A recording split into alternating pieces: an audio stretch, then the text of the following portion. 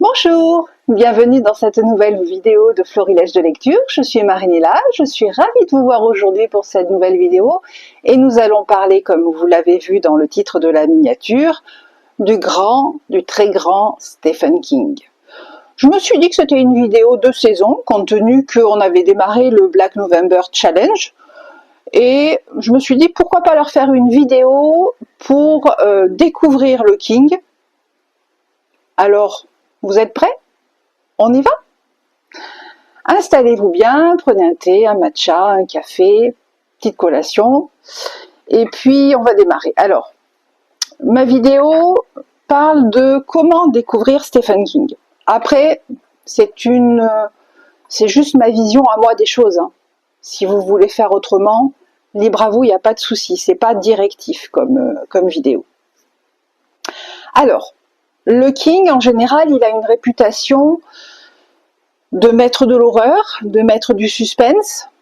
C'est vrai que si vous prenez Carrie, ou si vous prenez Shining, forcément, on est d'accord que ça fait un peu peur. Mais, pour ma part, j'ai pas lu, on va dire, j'ai pas lu une grande partie de sa bibliographie parce qu'elle est immense, on est d'accord. Par contre, moi, ce que j'ai lu jusqu'à présent, je trouve que dire qu'il ne fait que de l'horreur et il ne fait que des livres qui font peur, c'est peut-être abusé. Mais bon, ça c'est ma façon de voir les choses. Alors, comment j'ai découvert Stephen King? Eh bien, à force de lire des livres en tout genre, à un moment donné, je me suis dit, pourquoi ne pas lire du Stephen King? Parce que j'avais quand même vu déjà l'adaptation. Alors moi, j'aime pas les films d'horreur et j'aime pas ce qui fait peur. Je vous le dis direct. Vous allez me dire pourquoi je lis du Stephen King? Parce que mon mari est fan de films d'horreur et on a notamment vu des séries comme Le Fléau ou comme Dom. On a vu les Tommyknockers aussi, il me semble. Et le truc de la tempête, je sais plus le titre. Bon, bref. Et j'étais quand même curieuse, au vu de ces adaptations séries, de voir ce que donnait le livre en fait. Je voulais savoir s'il y avait de la différence. J'avais une curiosité, mais en même temps, je voulais pas commencer par ces livres-là. Et à chaque fois que j'en parlais à mon conjoint, il me disait non mais toi t'aimes pas tout ce qui fait peur, donc va pas lire du Stephen King, c'est pas possible. Jusqu'au jour où nous croisons en librairie, parce qu'à l'époque il sortait justement en grand format, le Stephen King 22 novembre 63. Et vous me direz pourquoi celui-là plus qu'un autre? Et bien parce que ce qu'il faut savoir, c'est qu'en fait, je suis une grande fan de Kennedy. Voilà. Donc forcément, mon mari, quand il a vu ce bouquin en librairie, m'a dit mais vas-y, fonce, celui-là il est pour toi, quoi. D'autant plus que c'est du voyage dans le temps. Non, je spoil rien, c'est dès les premiers chapitres. Alors, c'est pas dans la couverture, dans la quatrième de couve que vous verrez, quoique Dallas, JFK et Jackie sains et saufs, on a de quoi se poser des questions, parce qu'on est d'accord que c'est pas les titres qu'on a vus dans les journaux. Enfin, moi je les ai pas vus, parce que 22 novembre 63, je n'étais pas née. Bref.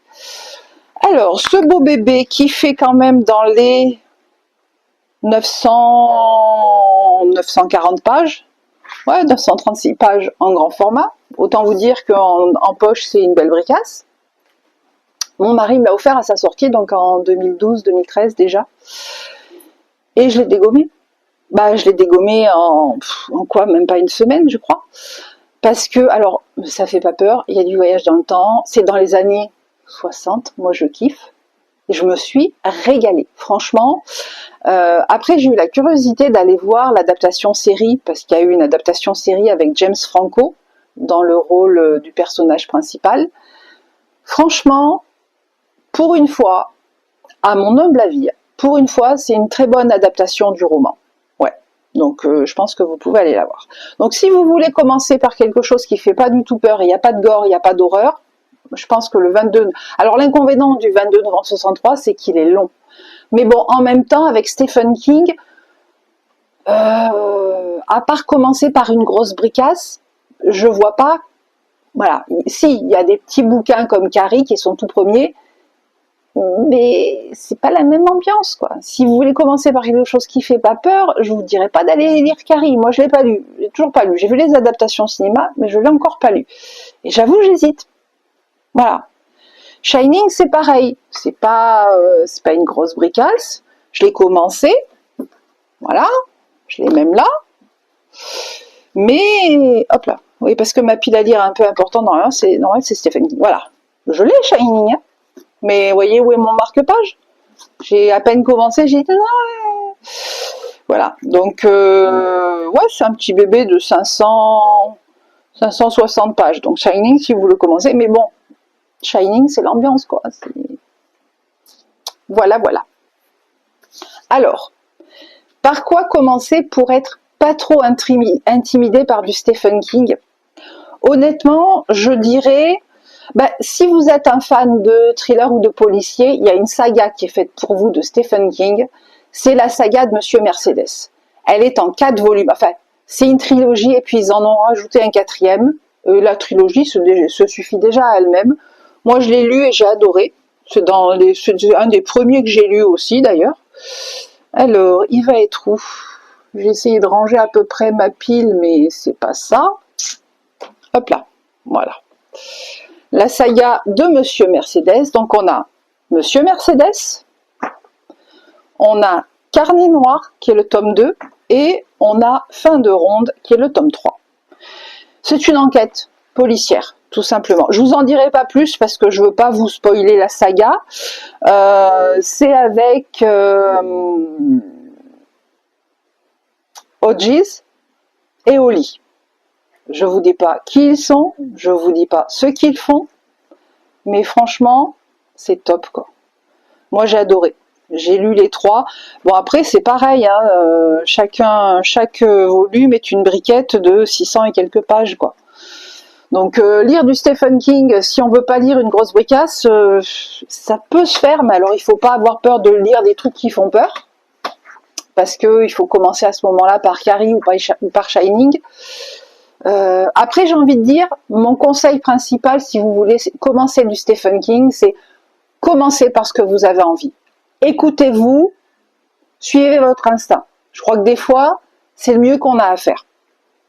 Après, voilà, si vraiment vous voulez pas partir sur quelque chose qui fait peur, vous avez le 22 novembre 63, pour moi, ça a été un coup de cœur. C'est mon King préféré. À ce jour, il n'y en a pas d'autre qui l'a surpassé. Et la saga de Monsieur Mercedes, si vous adorez les enquêtes policières, il est pas mal. Bon, mais à part ces deux-là, si on veut quand même lire du Stephen King et qu'on veut toujours pas lire de l'horreur, qu'est-ce qu'on lit? Eh ben moi je dirais que pour les plus jeunes, je leur conseille de lire Les yeux du dragon. C'est du Stephen King. Franchement, vous avez vu cette couverture en plus. Moi je l'ai lu, j'ai adoré. Tout ce qui est, si vous êtes un passionné d'histoire médiévale, ce genre de choses, celui-là il est bien. Il était une fois un roi qui vivait dans le royaume de Délin avec ses 2 enfants. Dans ce royaume, tout le monde parlait de Peter, le futur roi, le fils aîné de Roland. Mais un homme se demandait comment s'assurer que Thomas le cadet soit couronné à la place de son frère. Cet homme, c'était Flag, le magicien du roi. Voilà, je vous ai lu la 4e de couve. Elle en dévoile pas tant que ça, mais franchement, pépite, quoi. Il est, en plus, enfin moi, ma version à moi est illustrée. Mais ouais, et il n'est pas énorme, il est 465 pages pour un King, ça va, ça le fait. Donc si vous ne voulez toujours pas lire du King qui fait peur, qu'est-ce qu'on peut lire d'autre?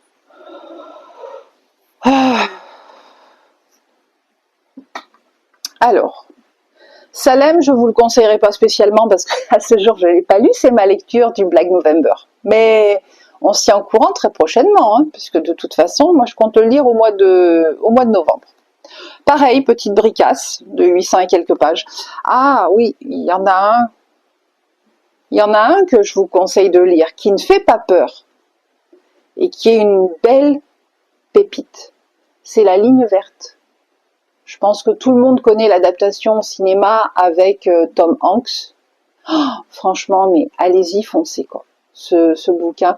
Alors, j'essayerai de vous mettre un insert ici du livre de la ligne verte, mais ça c'est une jolie découverte si vous n'aimez pas lire du King qui fait peur. Voilà. Sinon, on peut continuer. Alors là, par contre, les bricasses, il n'y a pas le choix, parce que ce que je vais vous présenter, c'est 2 sagas qui sont des bricasses, même 3. Alors, de quoi il s'agit? Il s'agit de d'Homme, qui est en 2 volumes, de Stephen King. Moi, j'ai commencé par voir l'adaptation de la série, et puis j'étais curieuse de voir si ça se passait de la même façon dans les bouquins. En fait, un beau matin, il y a un dôme qui s'abat au-dessus d'une petite agglomération dans le Maine, toujours pareil, c'est Chester Mill dans le Maine. Et on va voir comment réagissent tous les protagonistes de la petite bourgade. Franchement, c'est top. Mais c'est ça qui est bien avec Stephen King, c'est sa façon de voir les choses, de décrire les personnages, les atmosphères, c'est tout dans la description. Moi, ce que j'aime, c'est l'ambiance qu'il pose dans ses bouquins. Je trouve ça formidable. Alors, sinon, là, on va arriver sur des sagas qui font quand même beaucoup plus peur. Je veux parler du Fléau de Stephen King, où là, il a suffi que l'ordinateur d'un laboratoire ultra secret de l'armée américaine fasse une erreur d'une nanoseconde pour que la chaîne de la mort se mette en marche. Le fléau inexorablement se répand sur l'Amérique et, de New York à Los Angeles, transforme un bel été en cauchemar. Voilà.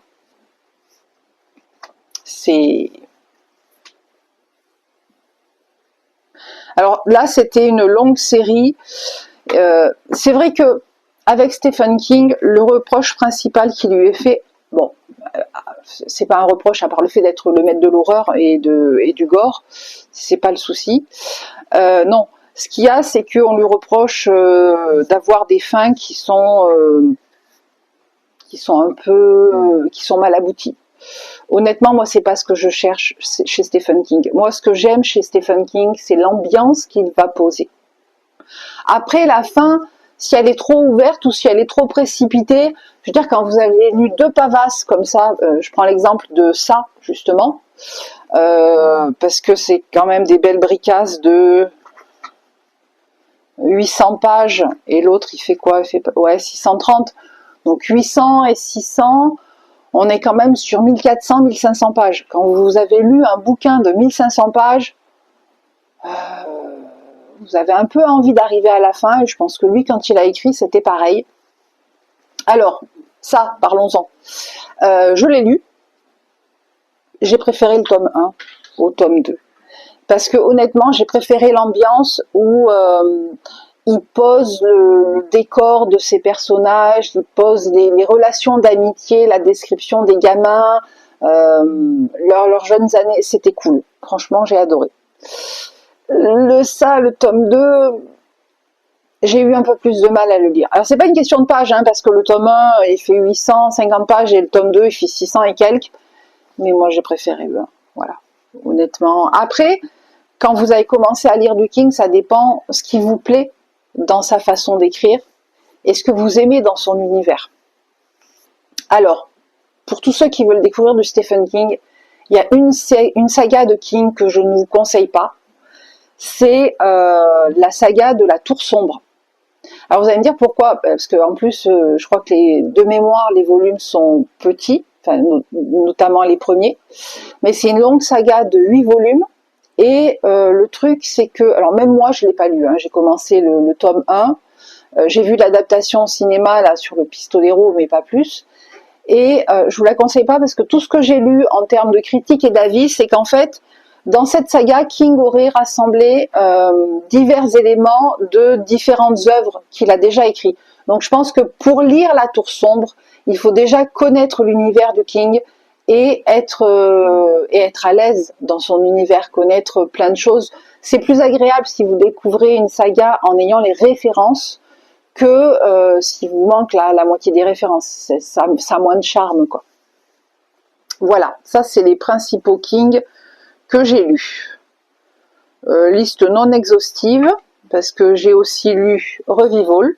Alors, je vous ferai pas le récap du bouquin parce que je l'ai lu il y a 2-3 ans et j'avoue que j'en ai plus un souvenir.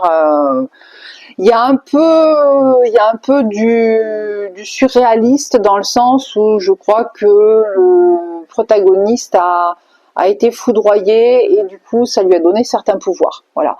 Mais franchement, ça fait pas peur, quoi. Moi, j'ai bien aimé. Là, sur la 4e de couve, ils mettent un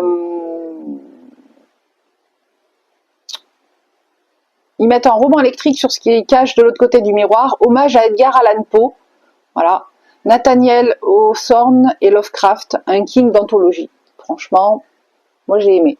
Voilà, donc si ça vous dit. Quoi vous dire d'autre? Je pense que j'ai fait le tour, globalement, surtout de ceux que j'ai lus. J'en ai peut-être oublié, mais je vous ai mis principalement ceux que j'ai le plus aimé. Alors, tout à l'heure, je vous ai dit, la saga de Monsieur Mercedes, c'est une trilogie. Le 4e volume, c'est l'Outsider. J'ai beaucoup aimé, mais honnêtement, j'en ai un souvenir moins pérenne que la trilogie elle-même. Mais voilà. À la suite de ça, vous avez, ça va être compliqué, il est tout au fond de la pile. Oui, parce que j'ai une pile monumentale derrière, des Kings que je voudrais lire. Donc, celui-là, je l'ai lu, l'Outsider. C'est la suite de la saga de Monsieur Mercedes. Alors, comment faire? On va faire ça. Hop là. Et là, j'ai la saga de ceux que je voudrais lire. Et quand je vais arriver à... Parce qu'en fait, Monsieur Mercedes, il y a ces 4-là. Et puis, il y a un à côté... Je la voyais pas aussi importante, ma pile. Bon, c'est pas grave. On va faire comme on peut, hein. Bon, au passage, vous connaissez le mantra de la chaîne. Pensez à liker, à vous abonner, à partager. N'oubliez pas, hein, on a un challenge en commun. Il faut qu'on arrive à 200 abonnés avant la fin de l'année 2025. Vous m'aidez, hein. Donc, n'hésitez pas à faire du ramdam, à partager à vos collègues, parce qu'il n'y a que vous qui pouvez faire grandir la chaîne. Et je vous en remercie grandement d'ailleurs pour tous vos soutiens, pour tous vos likes et vos partages. Alors, il y a aussi celui-là que j'aimerais bien lire, le Stephen King après. De quoi il s'agit? Jamie n'est pas un enfant comme les autres, il a le pouvoir de parler avec les morts, mais si ce don extraordinaire n'a pas de prix, il peut lui coûter cher. C'est ce que Jamie va découvrir lorsqu'une inspectrice de la police de New York lui demande son aide pour traquer un tueur qui menace de frapper depuis sa tombe. Voilà. C'est vrai que par contre, il met souvent en scène des enfants. Ça, c'est par contre indéniable. Moi, j'aime bien. Honnêtement, j'aime bien. Alors, on a aussi celui-là. Par contre, l'objet livre est magnifique. C'est Contes de fées. De quoi il s'agit? C'est l'histoire magnifique et terrifiante d'un garçon de 17 ans qui hérite de clés ouvrant sur un univers parallèle où le bien affronte le pouvoir écrasant du mal. Une bataille dont l'enjeu est capital pour notre monde.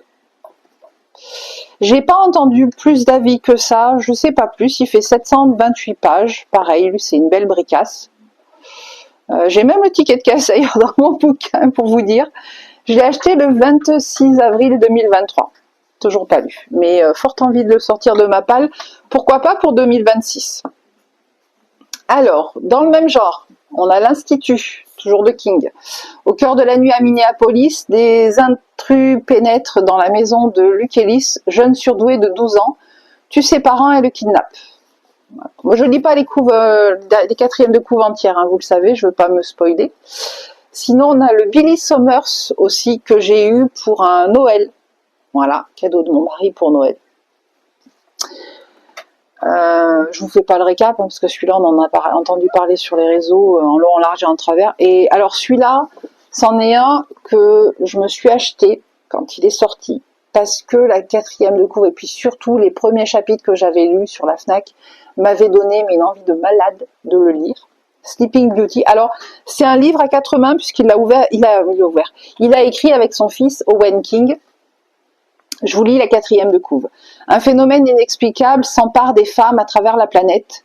Une sorte de cocon les enveloppe durant leur sommeil, et si l'on tente de les réveiller, on prend le risque de les transformer en véritable furie vengeresse. Voilà. C'est pareil, hein, je finis pas de vous lire la quatrième de couve, mais vous connaissez mon habitude là-dessus. Alors, ça devient une pile dangereuse ici. Alors, attendez, je vais ranger un petit peu tout ça. Hop là.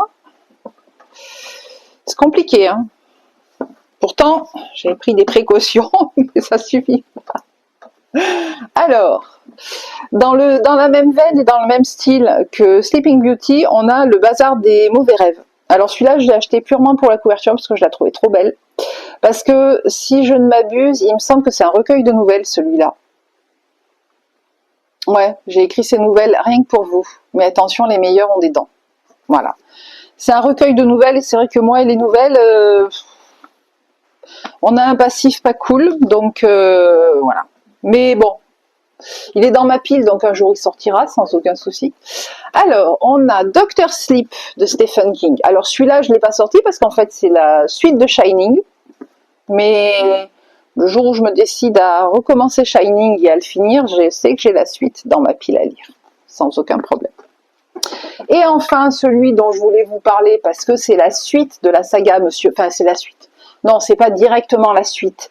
C'est un bouquin qui parle d'un personnage qui est dans la saga de Monsieur Mercedes. Et un personnage que j'ai beaucoup aimé, puisqu'il s'agit de Holly. Voilà. Avec cette superbe couverture et cette maison.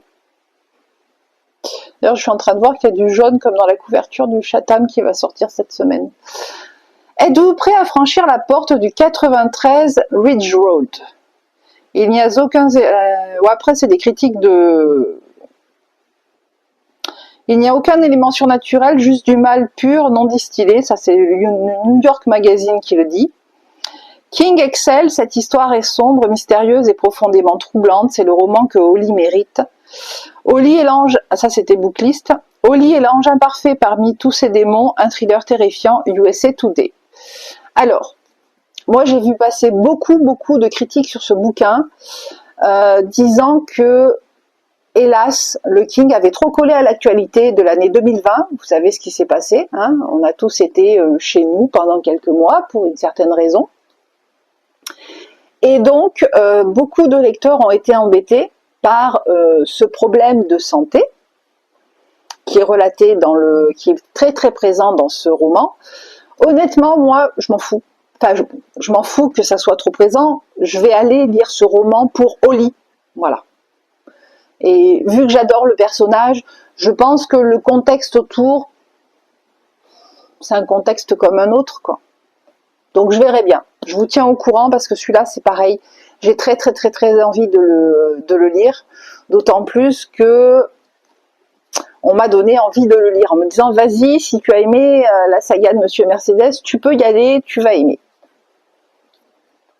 Donc voilà, je pense que je vais me faire une liste. Est-ce que vous faites, vous, ça, une liste des bouquins que vous voulez lire sur l'année qui va arriver? Parce que là, c'est ce que je suis en train de préparer pour 2026. Je suis en train de me préparer une petite liste de livres que je voudrais absolument sortir en priorité de ma pile à lire. Dites-moi si vous faites pareil, ça m'intéresse.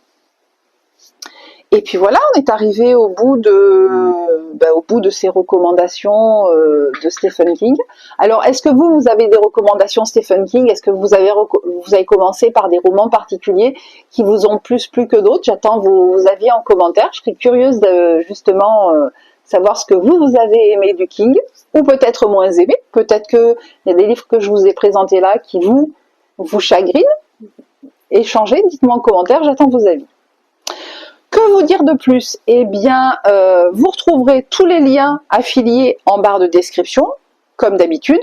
Alors, je vous rappelle, hein, les liens affiliés, ça ne change rien pour vous. Si vous cliquez, ça vous permet juste d'acheter le livre au prix auquel il est indiqué à la FNAC. Par contre, il y a un petit pourcentage qui, moi, va me revenir pour permettre de faire évoluer la chaîne. Mais vous, ça ne vous coûte rien. Voilà. Ceci étant dit... vous pouvez également me retrouver tous les dimanches sur ma chaîne Twitch, dont je vous mets également le lien en barre de description, puisque je fais un live littérature, Read With Me et papotage de 14h à 16h, et ce, tous les dimanches. Et si vous êtes fan de classiques, nous lisons ensemble Les Misérables dans un autre live de ma chaîne Twitch. Alors celui-là, par contre, il est aléatoire, il est en fonction de mon planning de travail. Donc il faut que vous alliez sur la chaîne Twitch et à ce moment-là, vous avez le planning de la chaîne qui est affiché. J'essaye de tenir ça à jour tous les dimanches soirs, comme ça vous avez le dimanche soir les lives qui vont y avoir dans la semaine. Mais comme d'habitude, je vous mets tous les liens en barre de description.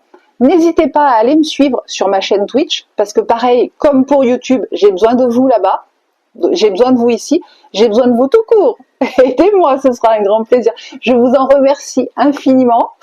Que vous dire d'autre? Eh bien, je vous souhaite de très très bonnes lectures. Nous, on se retrouve ici dimanche prochain pour une nouvelle vidéo, et je vous dis à très bientôt. Ciao!